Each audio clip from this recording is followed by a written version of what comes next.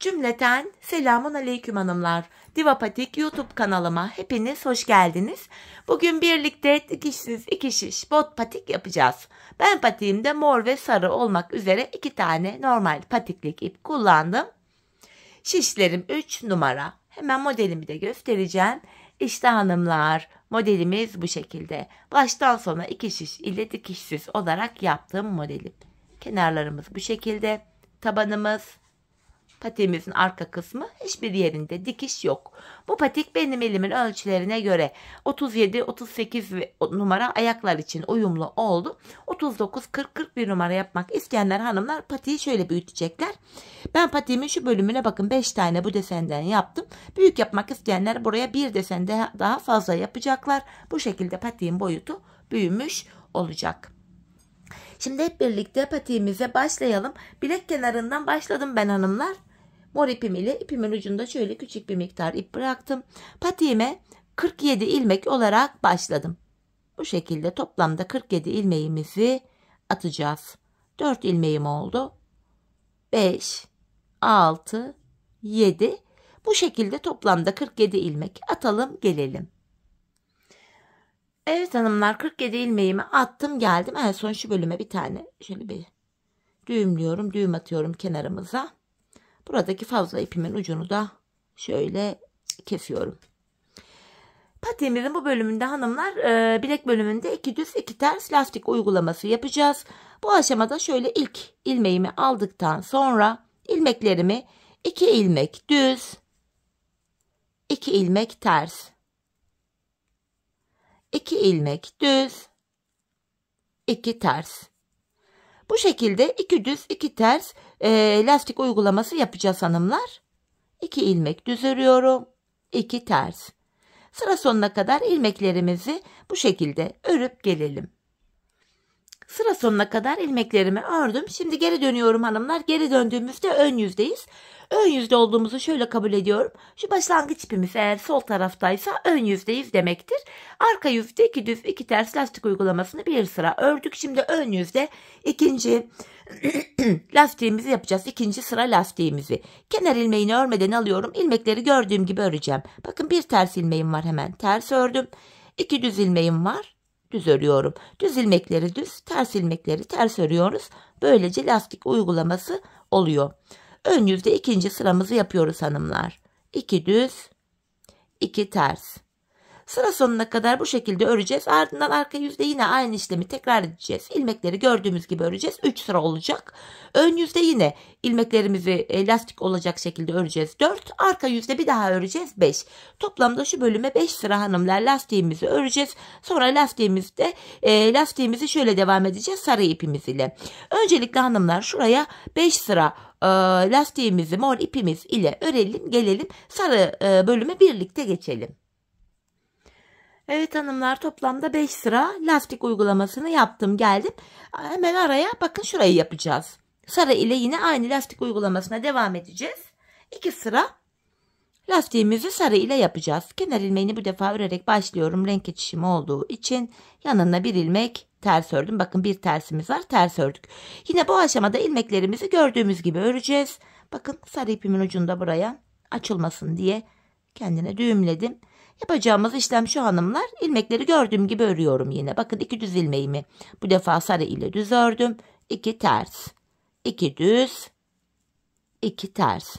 Lastik uygulamamızı bu defa sarı ile yapacağız. Şu an ön yüzdeyiz. Sıra sonuna kadar sarı ile yapacağız. Arka yüzde de yine sarı ile yapacağız. Böylece 2 sıra tamamlamış olacağız. Tekrardan lastiğimize mor ile devam edeceğiz hanımlar. Ardından da 6 sıra tekrar 2 düz 2 ters lastiğimizi mor ipimiz ile yapmamız gerekiyor sarıdan sonra. Bu şekilde patiğimizin lastik bölümünü, yani şu bölümünü hanımlar tamamlayalım gelelim. Ardından birlikte bu desenimize başlayalım. Evet hanımlar, patiğimin lastik bölümünü tamamladım ve geldim. Şimdi ön yüzdeyim. Sarı ipimiz ile devam edeceğiz. Bu aşamada hanımlar 47 ilmeğimiz vardı. Şu modelimize 7 ilmek ile başlayacağız.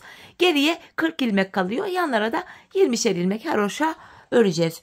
Öncelikle ilk 20 ilmeğimi haroş olacak şekilde sarı ipimle öreceğim. Ben örgümüzün hem arka yüzünde düz örgü örerek haroşalarımı elde ediyorum. Renk geçişi olduğu için ilk ilmeğimi örerek başladım. Hemen şu ikinci ilmeğimi de ördükten sonra mor ipimi şimdilik keseceğim. Çünkü patiğimizin bu bölümünde sarı ipimiz ile devam edeceğiz. Mor ipimin ucunu patiğim sökülmesin diye şurada sarı ipime düğümledim. Buraya 20 ilmek hanımlar sarı ipim ile haroşa yani düz örgü örüyorum. Şu 4. ilmeği mor ipimin ucunda şöyle gizleyerek götürdüm. Şu 5. ilmeğim 6, 7, 8, 9, 10, 11, 12, 13, 14, 15, 16, 17, 18, 19, 20. 20 ilmeğimi ördüm. Ortadaki 7 ilmeğimi de ön yüzde düz, arka yüzde ters olacak şekilde öreceğim. Bunun için de şöyle iplerden 2 tane ayraç yaptım. Yeri belli olsun diye 20 haroşamdan sonra şuraya ayracımı takıyorum. Ortaya 7 ilmek düz öreceğim, ön yüzdeyim. 1, 2, 3, 4, 5, 6, 7. Hemen 7 ilmeğin yanına tekrar şöyle diğer ayracımı da ipten yaptığım ayracımı da şöyle takıyorum. Kalan 20 ilmeğimi de haroşa olarak örüyorum. Hatta sayalım, ilmeklerimiz emin olmak için 4 oldu. 5, 6, 7, 8, 9, 10, 11, 12, 13, 14, 15, 16, 17, 18, 19, 20. Ön yüzde hanımlar ilk modelin tabanını oluşturduk.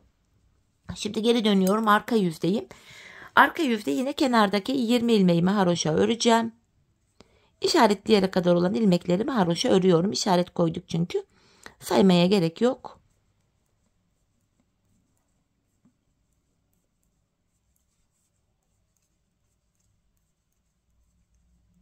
Evet, işaretleyerek kadar ördüm. Şimdi işaretimi hemen sağ şişime aldım. Bu aradaki 7 ilmeğimi arka yüzde ters örüyorum. Tekrar şu işaretimi şişime aktardım. Kalan 20 ilmeğimi de yine haroşa olacak şekilde örüyorum.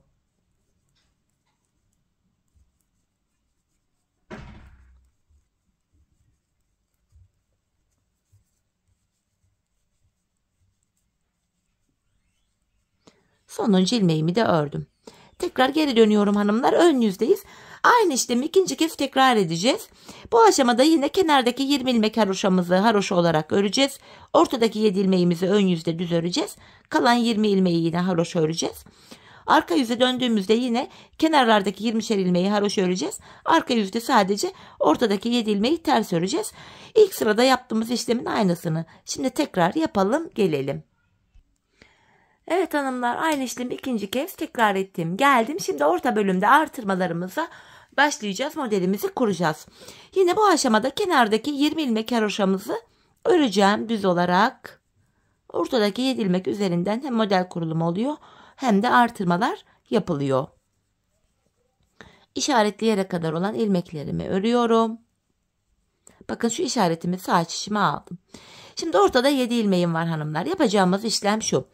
Ortada 7 ilmek var. Tam bu ortanca ilmeğimin, bak 3 ilmek sağda 3 ilmek solda kalıyor. Yani baştan 1, 2, 3, 4. ilmeğimin 3 ilmek altına iniyorum. 1, 2, 3. Şişime buradan taktım. Buradan şöyle uzunca bir ilmek çıkarttım. Bu ilmekleri sıkarak çıkartmayalım hanımlar. Yanındaki bir ilmeğimi düz örüyorum. Bir ilmek alttan çıkarttım. Bir ilmek düz ördüm. Tekrar aynı yere girip bir ilmek daha şöyle uzunca çıkarıyorum. Yanına bir ilmek daha ördüm.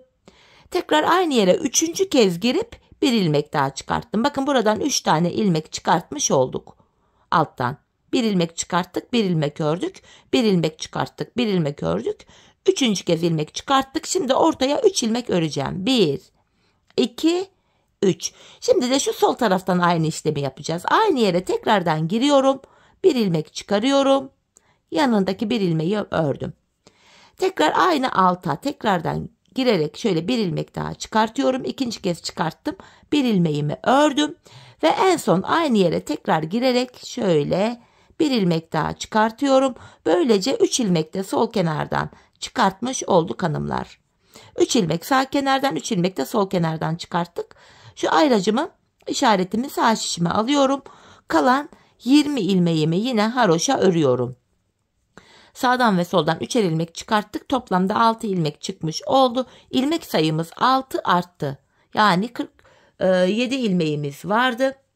6 ilmek arttı. 53 ilmek oldu. Şimdi geri dönüyorum hanımlar. Arka yüzdeyim. Arka yüzde kenar ilmeğini örmeden aldım. Kenardaki 20 ilmek haroşamı haroşa olarak örüyorum.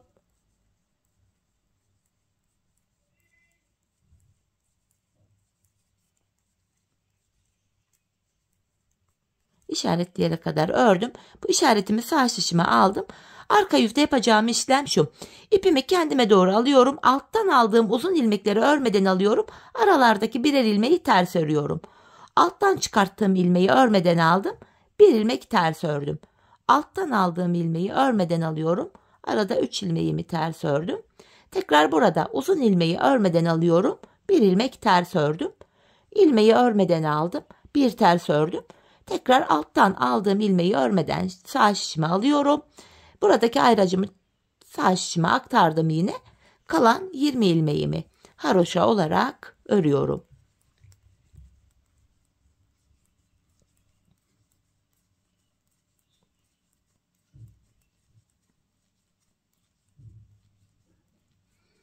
Geri dönüyorum hanımlar. Ön yüzdeyiz. Ön yüzde yine kenardaki 20 ilmeğimi öreceğim. Haroşamı örüyorum.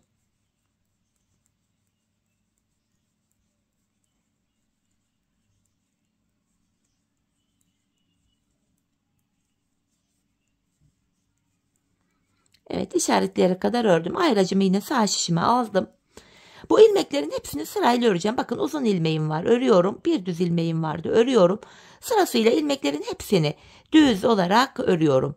Böylece bu orta kısımda 13 ilmek oldu. 7 ilmeğimiz vardı. 6 ilmek de çıkarttık.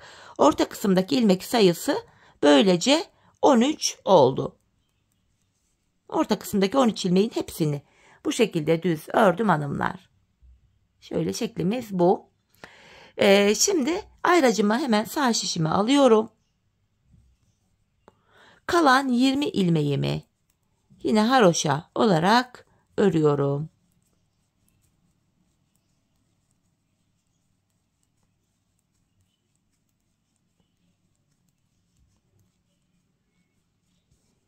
Tekrar geri dönüyoruz hanımlar. Arka yüzde yine kenardaki 20 haroşamı öreceğim.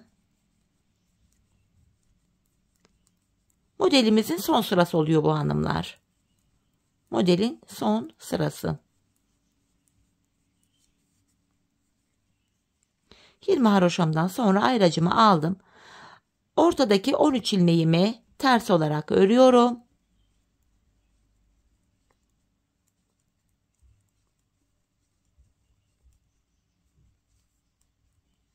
Kalan 20 ilmeğimi, bakın ayracımı sağ şişime aldım. Tekrar haroşa olarak örüyorum.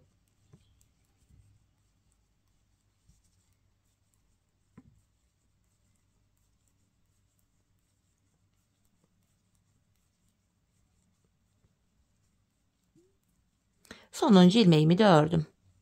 Şimdi geri dönüyorum. İkinci modele başlayacağız hanımlar. İlk modelde 4 diş haroşamız olmuştu. Sonrasında her 3 diş haroşada bir yeni model kurulumunu yapacağız. Şimdi hanımlar burada kenarlarda bakın 4 diş haroşamız oldu. İlk modeli bitirdik. Burada 20 ilmek haroşamız vardı.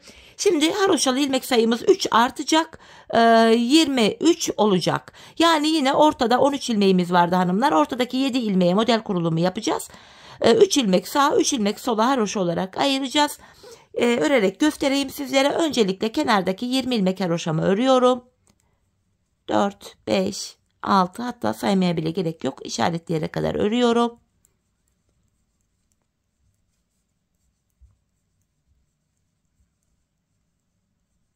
...20 ilmek haroşamı ördüm. Şimdi işaretimi aldım buradan. 3 ilmek haroşa daha örüyorum. 1, 2, 3. Artık kenardaki haroşalı ilmek sayımız hanımlar burada 23 oldu. Bakın haroşalı ilmek sayılarımız her modelde 3'er 3'er artıyor. 20 ile yapmıştık. İkincisine geçtik. 23 ilmek haroşamız oldu. Şimdi ayracımı ortaya koydum. Ortaya bu defa 7 ilmek düz örüyorum. 1, 2, 3, 4, 5, 6, 7. Şimdi kalan 3 ilmek de yine haroşa olacak. Ayracımı şuradan çıkaracağım hanımlar. Tekrar 3 ilmeğimi şöyle şişime aldım. Bu defa ayracımı Bu 7 ilmekten sonra şuraya ekliyorum. Ortadaki 7 ilmeğin sağına ve soluna ayraç koyduk. Şimdi bu sol kenarda da 23 ilmek haroşamız oldu. İlmeklerimizin tamamını sıra sonuna kadar haroşa örelim gelelim. İlmeklerimi ördüm geldim hanımlar, geri dönüyoruz, arka yüzdeyiz. Arka yüzde de yapacağımız işlem şöyle. Kenarlardaki yine 23 ilmek haroşalarımızı haroşa olarak öreceğiz. Ortadaki 7 ilmeğimizi arka yüzde olduğumuz için ters öreceğiz. Sıra sonuna kadar ilmeklerimizi arka yüzde bu şekilde örelim gelelim. Evet hanımlar, arka yüzde ilmeklerimizi ördüm geldim. Şimdi tekrar ön yüzdeyim. İkinci modeli başlatacağız hanımlar. İkinci modelimizi yapacağız. Yine öncelikle kenardaki 23 ilmek haroşamızı örelim. Bu şekilde hanımlar, işaretleyerek kadar olan 23 haroşamızı örüp gelelim. İşaretleyerek kadar ördüm. Şimdi işaretimi hemen sağ şişime aldım. İkinci model yapacağız. İlk modeliyle aynı şekilde. Tam bu önden şu tam ortadaki bakın. 1, 2, 3, 4. ilmek. Bunun 3 ilmek altına ineceğim yine. 1, 2, 3. Buraya girip bir ilmek çıkarttım. Uzunca bir ilmek. Yanına bir ilmek düz ördüm. Tekrar aynı yere girip ikinci kez ilmek çıkarıyorum. Yanına bir ilmek düz ördüm. Tekrar aynı yere girip üçüncü kez ilmeğimi çıkarttım. 3 ilmek çıkarttıktan sonra ortaya 1, 2, 3 ilmek örüyoruz. Şimdi de aynı yere tekrar giriyorum. Uzunca bir ilmek çıkarttım. Yanına bir ilmek düz ördüm.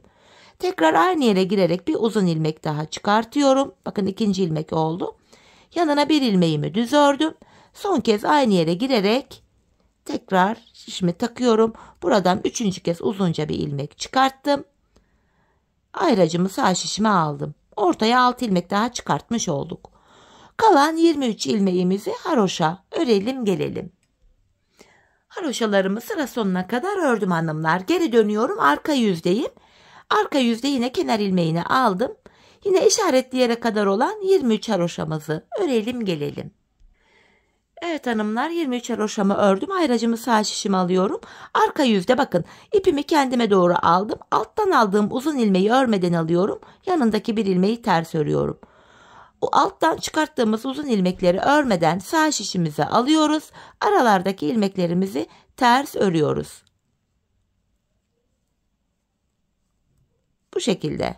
Tekrar ayracımı sağ şişime alıyorum. Kalan 23 ilmeğimizi haroşa örelim gelelim. Evet hanımlar, şimdi tekrar ön yüzdeyim. Bu aşamada yine kenardaki 23 ilmek haroşamızı örüyoruz. İşaretleyerek kadar ilmekleri örüp gelelim. Evet hanımlar, işaretleyerek kadar 23 haroşamı ördüm. İşaretimi sağ şişime alıyorum. Şimdi bu uzun ilmekleri, aralardaki düz ilmekleri hepsini sırası ile düz örüyorum. Orta kısımda yine 13 ilmeğimiz oldu. İlmek sayımız 6 daha arttı. Yani 59 ilmek oldu şu anda. Her artırmada 6'şar ilmek sayısı artıyor. Bakın ortadaki ilmeklerimi ördüm. Ayracımı sağ şişime alıyorum. Hanımlar, kalan 23 ilmeğimizi haroşa örelim gelelim. Evet, ilmeklerimi ördüm hanımlar. Şimdi geri dönüyoruz. Arka yüzdeyiz. Yapacağımız işlem şu. Kenarlardaki 23'er ilmek haroşamızı yine haroşa olarak öreceğiz. Ortadaki 13 ilmeğimizi arka yüzde ters olarak öreceğiz hanımlar. Sıra sonuna kadar ilmeklerimizi örelim gelelim. Evet hanımlar, ilmeklerimi sıra sonuna kadar ördüm geldim. Şimdi 3. modeli başlatacağız.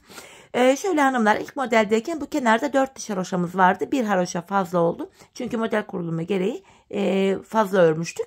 Bakın 4 diş haroşayı saymıyoruz. Sonrasında 3 diş haroşamız oluştu. Her 3 diş haroşada bir yeni modele başlıyoruz. Ve haroşalı ilmek sayısı 3 tane daha artıyor.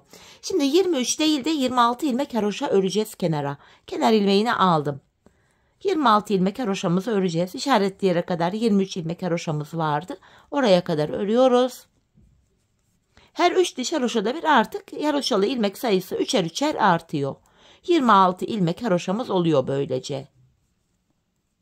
Bakın 23 taneyi ördüm. Ayracımı çıkarttım. 3 ilmek daha öreceğim. 24, 25, 26 ilmek haroşamız oldu şimdi. Bu ayracımı gene taktım. Bu ortaya 7 ilmek öreceğim. 1, 2, 3, 4, 5, 6, 7.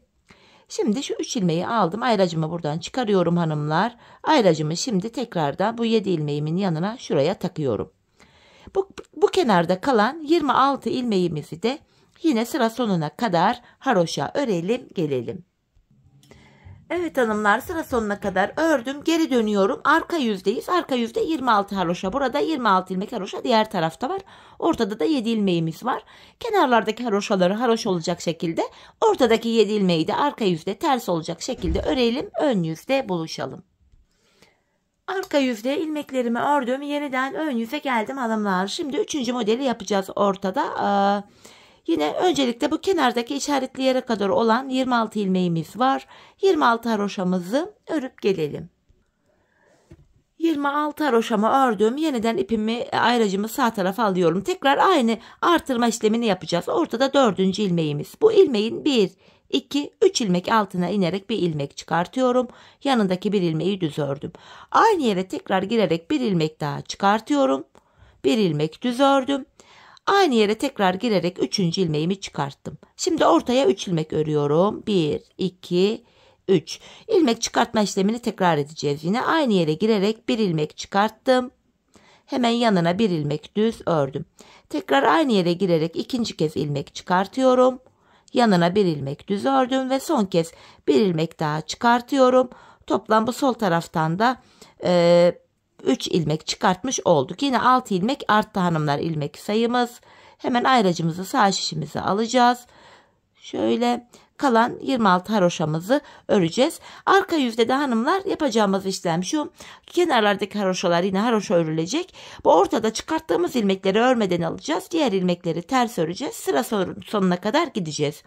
Ön yüzde bu defa ilmeklerin ortada 13 ilmek oldu. Tamamını düz öreceğiz.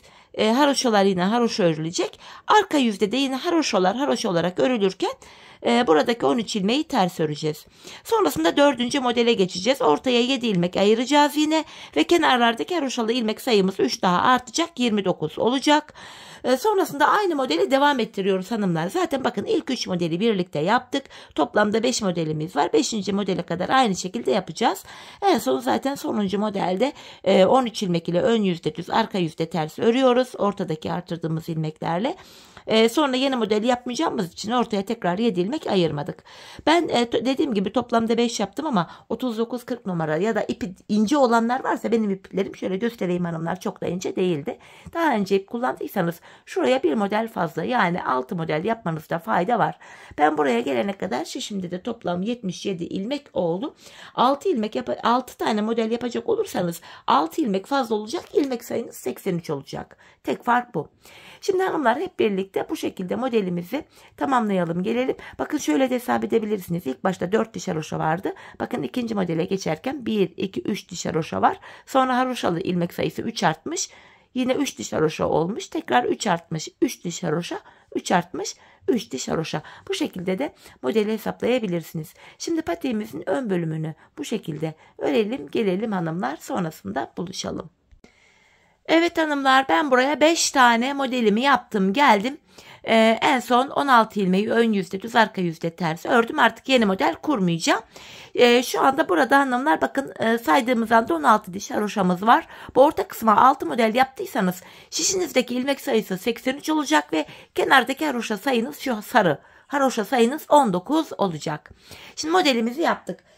Bu aşamada hanımlar mor ipime geçeceğim. İlmeklerimi mor ipim ile haroşa öreceğim. Yani patiğimizin tam olarak şu bölümünü yapıyoruz. Artırma yapmayacağız artık. Şişimde benim 77 ilmeğim var. Sizin şişinizde 83 ilmek de olabilir, fark etmiyor. Buraya artırma yapmadan haroşalarımızı bu mor ipimiz ile öreceğiz. Sarı ipim burada dursun hanımlar. Kesmeyeceğim. Şöyle mor ipimin ucunu kendine ekledim. Şöyle düğümledim. Sarı ipimiz gene duruyor. Şu arka bölümü yaparken yine aynı sarıyı kullanacağız. İkide bir düğüm olmasın. Kesmeyelim ipimizi. İlmeklerimizin tamamını bu defa mor ipimiz ile ön yüzdeyi haroşa örüyoruz hanımlar. Şöyle ipimin ucunu da gizleyerek götürdüm. Sıra sonuna kadar ilmekleri düz öreceğiz. Artık orta kısımdaki ilmekler de yine aynı şekilde haroşa öreceğiz. Arka yüzde yine düz öreceğiz. Buraya bir diş haroşa düşecek. Aynı işlemi ikinci kez tekrar edeceğiz. 2 diş. Üçüncü kez tekrar edeceğiz. 3 diş haroşa olacak hanımlar. Burada 3 diş haroşamız olana kadar mor ipimiz ile örelim gelelim. Ardından birlikte tabanımıza geçeceğiz. Evet hanımlar, bu bölüme toplamda 3 diş haroşamı ördüm geldim. Şimdi tabanımıza başlayacağız. Hanımlar 77 ilmeğim var. Burun kısmına 7 ilmek ile başlayacağım. 77'den 7'yi çıkarınca geriye 70 ilmek kalıyor. 70 ilmeği de iki yana eşit paylaştırınca kenarlara 35'er ilmek düşüyor. Siz buraya 6 model yaptıysanız ve şişinizde 83 ilmek varsa şöyle ayıracaksınız. Buruna yine 7 ilmek ayıracaksınız. 83'ten 7'yi çıkartın, geriye 76 ilmek kalır. 76 ilmeği de iki yana eşit olarak paylaştırınca yanlara 38'er ilmek düşüyor hanımlar. İlmek sayısı fazla olanlar tabanı böyle ayıracaklar. Öncelikle şu anda ön yüzdeyim. Taban bölümü yapabilmek için bu kenardaki ilk 35 ilmeğimi öreceğim. 83 ilmek olanlar 38 ilmek örecekler. Bu kenardaki ilmeklerimizi söylediğim sayılarda örelim gelelim. Evet hanımlar, 35 ilmeğimi ördüm geldim. Şimdi burun kısmı için 7 ilmek örüyorum. 1, 2, 3, 4, 5, 6 ve 7. Saydığımızda burada da 35 kalıyor. Bu tarafa 38 örenlerin de burada da 38 ilmekleri kalıyor. 7 ilmekten sonra geri dönüyorum. İpim karşıda, ilk ilmeğimi örmeden aldım. 7 ilmeğimi öreceğim. Şu ikinci ilmeğim. 3, 4, 5, 6, 7. Tekrar geri dönüyorum. 7 ilmek ile bir diş haroşa ördük. Tabanımızda 15 ilmek olana kadar her sırada yanlardan birer birer ilmek alacağız. Şöyle yine ipimiz hep karşıda olacak ve ilk ilmeği örmeden alıyoruz. 7 ilmeğimi öreceğim. 3, 4, 5, 6, 7. Hemen şu kenardan bir ilmek örerek ortaya ekledim. 8 oldu. Geri dönüyorum. İpim karşıda, ilk ilmeği örmeden aldım. 8 ilmeğimi öreceğim. 3, 4, 5, 6, 7, 8. Yan taraftan bir ilmek örerek ortaya ekledim. Ortada 9 oldu. Geri dönüyorum hanımlar. Yine ipim karşıda. İlk ilmeği örmeden aldım. 9 ilmeğimi öreceğim. 4, 5, 6, 7, 8, 9. Hemen şu kenardan bir ilmek örerek ortaya ekledim. Ortadaki ilmek sayım 10 oldu. Geri dönüyorum. İpim karşıda, ilk ilmeğimi örmeden aldım. Orta kısımdaki 10 ilmeğimi örüyorum. 4, 5, 6, 7, 8, 9, 10. Şimdi de bu kenardan bir ilmek örerek ortaya ekledim. Ortadaki ilmek sayımız 11 oldu. Tekrar geri dönüyorum. Ortadaki 11 ilmeğimizi öreceğiz. 3, 4, 5, 6, 7, 8, 9, 10, 11. Ve hemen şu kenardan bir ilmek örerek onu da ortaya ekledim. 12 oldu. Geri dönüyorum. Şimdi de 12 ilmeği öreceğiz. 2, 3, 4, 5, 6, 7, 8, 9, 10, 11, 12. Yandan bir ilmek örerek ortaya ekledim. Ortadaki ilmek sayımız 13 oldu. Tekrardan ipim karşıda, ilk ilmeği örmeden aldım. 13 ilmeğimi öreceğim. 4, 5, 6, 7, 8, 9, 10, 11, 12, 13. Ve bir ilmek de yandan alarak örüyorum. 14. Geri döndüm. 14 ilmeğimizi öreceğiz. İlk ilmeğimi aldım. 2, 3, 4, 5, 6, 7, 8, 9, 10, 11, 12, 13, 14 ve bir ilmek de yan taraftan örerek ortaya ekledim.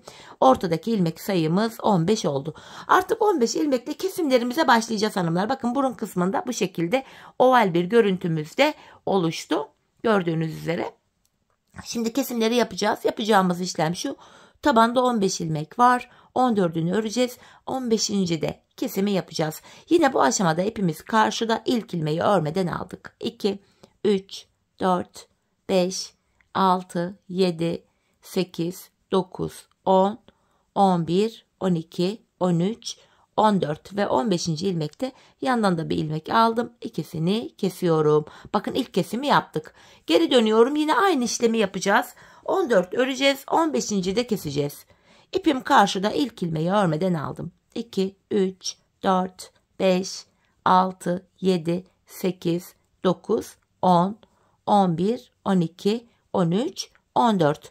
15. ilmekte yandan da bir ilmek aldım. İkisini kesiyorum. Yapacağımız işlem bu hanımlar. Her seferinde ilmek saymaya da gerek yok. Taban ile kenar arasında bakın boşluk bir görüntü var. Tabanda son bir ilmek kalana kadar saymadan örelim. Yine bakın ipim karşıda, ilk ilmeği örmeden aldım. Tabanımda son bir ilmeğim kalana kadar ilmeklerimi örüyorum. Bu sonuncu ilmeğimi örerken yandan da bir ilmek alıp ikisini kestim. Kesimden sonra geri dönüyorum. Şöyle ayırdığımız anda bakın. Yine taban ile kenar arasında bir boşluk görüntü var.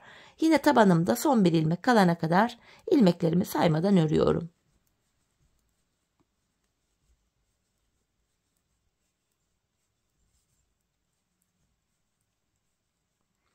Bu tabandaki sonuncu ilmeği örerken yandaki ilmeği de alıyorum. İkisini keserek örüyorum. Kesimden sonra geri dönüyoruz. Patiğimizin tabanı 15 ilmek olarak bu şekilde örülecek hanımlar. Biz bu kesme işlemine sağ ve sol taraftaki yani buralardaki ilmekler bitene kadar devam edeceğiz. Kesim sonunda şişimizde sadece tabanda kullandığımız 15 ilmeğimiz kalacak. Şimdi hep birlikte tabanımızı 15 ilmek üzerinden sizlere anlattığım gibi örelim gelelim. Evet hanımlar, patiğimin tabanını ördüm ve geldim. Şişimde sadece tabanda kullandığım 15 ilmeğim kaldı. Bakın esnekliğini de şöyle göstereyim. Haroşa örgü esnek gibi yapıya sahip oluyor. Şimdi patiğimizin arka bölümünü öreceğiz hanımlar bu şekilde. Burada mor olan bölümlerde bakın kenar ilmek yerleri var. Mor ipimizi kullanacağız. Sarı olan yerlerde de sarıyı. Şimdi mor ile devam ediyoruz. İpim karşıda, ilk ilmeğimi örmeden aldım. Son 2 ilmeğim kalana kadar ilmeklerimi örüyorum.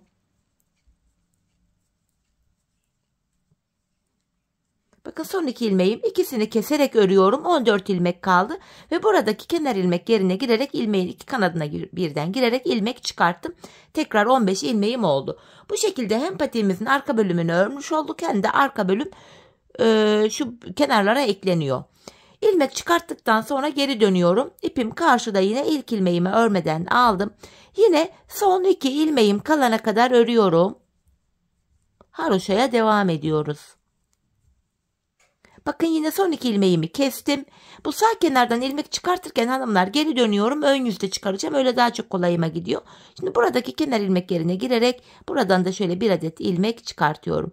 Böylece tekrar 15 ilmeğimiz oldu. Yine devam edeceğiz. Patiğimizin arkasını bu şekilde yapıyoruz. Son 2 ilmek kalana kadar örüyoruz ve son 2 ilmeği kesiyoruz. Sıradaki kenar ilmek yerinden ilmek çıkarıyoruz. Bakın son 2 ilmeğim var. İkisini kesiyorum ve bir diğer mor kenar ilmek yerine girerek ilmeğimi çıkarttım. Geri dönüyorum. Yine ipim karşıda, ilk ilmeği örmeden aldım. Tekrardan son 2 ilmeğim kalana kadar ilmeklerimi örüyorum. Yine son 2 ilmeğimi kestim. Geri dönüyorum ve buradaki bir diğer mor kenar ilmek yerine girerek ilmek çıkarıyorum. Mor olan bölümü tamamladık hanımlar. Şimdi sarı olan yerlerde sarı ipimizi kullanacağız. Mor ipimiz yine beklesin. Çünkü bilek bölümünde yine mor ipimizi kullanacağız.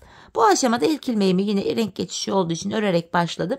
Tekrar son 2 ilmeğim kalana kadar ilmeklerimi öreceğim. Son 2 ilmeğim kalana kadar bu şekilde son 2 ilmeğimi yine kesiyorum. Bu defa sarı kenar ilmek yerine girerek ilmeğimi çıkarttım. Yeniden geri dönüyorum. İpim karşıda, ilk ilmeğimi örmeden aldım. Tekrar ilmeklerimi son 2 ilmeğim kalana kadar öreceğim.